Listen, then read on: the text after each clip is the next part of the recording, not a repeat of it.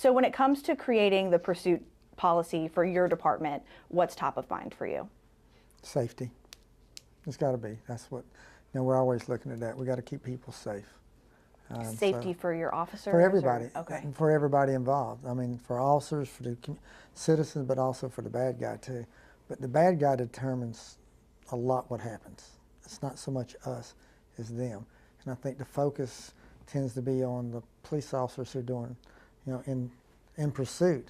But that's the bad guy who's done it. If he'd have stopped, it wouldn't be a chase. Mm-hmm. And our job's to catch bad guys. And if we let the criminals get away and then they go out and commit another crime, then that victim's going to say, why didn't you stop him the first time you had an opportunity? And so it's a fine line that we have to walk when it comes to chases because of that. Now, if we don't do our job, then we're going to get criticized. Sometimes we do our job and we get criticized. So, our job is to try to do it as safe as means as we can, but also apprehend the bad guys.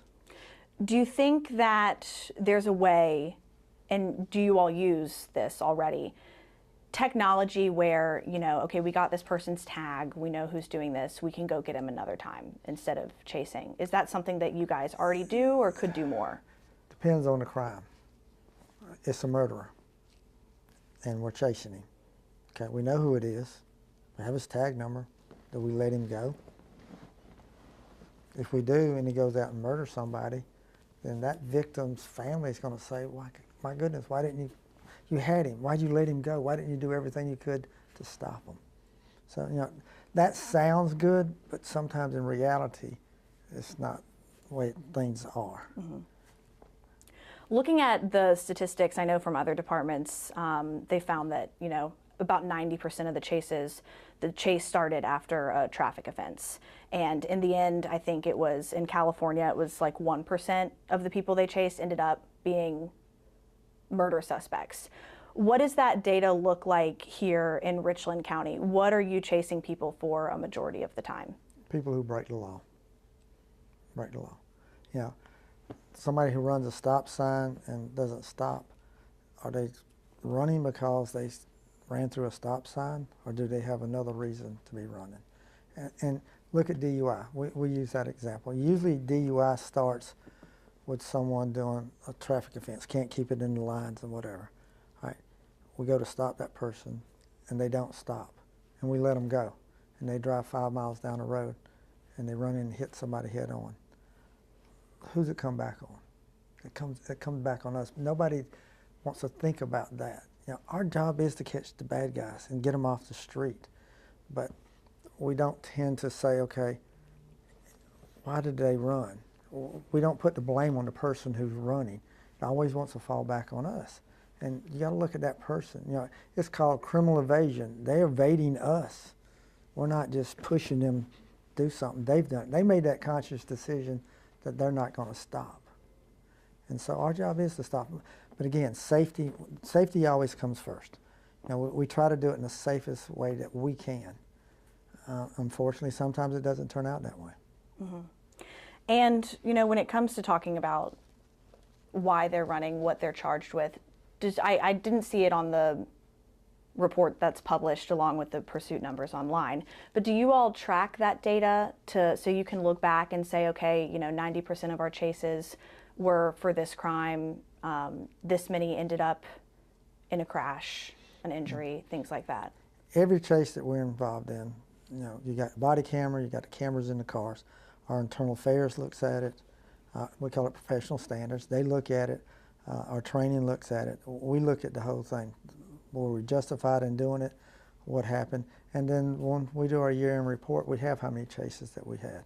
Mm-hmm. Now, I don't know how far it's broken down to if it started over a traffic offense or what. But we do try. And again, that's probably one of the most dangerous things that we do is getting and chase. I think if you check, you probably have more officers that are killed in automobile accidents than you do that's shot by a bad guy. Mm-hmm. But that's part of our job. And so the professional standards report, it does for 2023, it says how many chases were in 2023. It doesn't for previous reports, and it doesn't break down any data, what they were chasing for, people who were injured, if pedestrians were injured or anything like that. Is that something that you think that your department would start tracking and would start making available for the public so they can see more about why you all decide to chase? I don't have a problem. We don't have anything to hide. I mean, so yeah, we're very open on anything like that. Our chases, what we're doing, what the results are. Yeah, I mean, I have no problem with that whatsoever. Is that something that, I mean, so Dr. Alpert, for instance, one thing that he's talked a lot about is when it comes to pursuits and why officers pursue, we don't have a lot of data on what happens if they didn't pursue, what happened at the end of it. Is that something that you would look into doing, is Yeah, we can tracking do more it. data? Dr. Albert's actually on our Citizens Advisory Council, so he helps us develop our policies. You know, he's one that helps us to make sure that we're doing the best job that we can. Yeah. So when it comes to, again, the DOJ report, the report that was published by the DOJ suggests pursuit should only happen if a violent crime has been committed or if the suspect could commit another violent crime. Your department's policy is more broad than that. Yeah. What is your thought on that recommendation from that report, and why does your policy not reflect that? And I don't want this to sound cruel, but studies like that are done by somebody who's not a cop, who's sitting behind a desk, and they develop and tell them what real cops should be. They don't understand what it is on the street. They don't understand what we have to do and what the public expects us to do. You know, we're driven by the public perception on doing our job, and our public here in Richland County doesn't want us to let bad guys go. They don't want to be victimized anymore. And you know, if you say, don't chase them unless you know they're going to commit another crime, we don't know that. We don't know that DUI that we just let go is going to go 5 miles down the road and cross the line and hit somebody head on. We don't know that. Are we going to take that chance? See, I don't think the people of Richland County want us to take that chance. They want us to protect them. And that's why we chase cars and we try to get them stopped. You know, my wish is that, and I've talked to so many people about this, we have to create some type of technology that we can stop cars. Right. But we don't have to do a chase. We don't have that. I've talked to all the experts I can ever talk to. Come up with some device or something that we can disable a car. And so we don't have to have these chases. We don't want to do them. But the bad guy dictates what's going to happen by not stopping.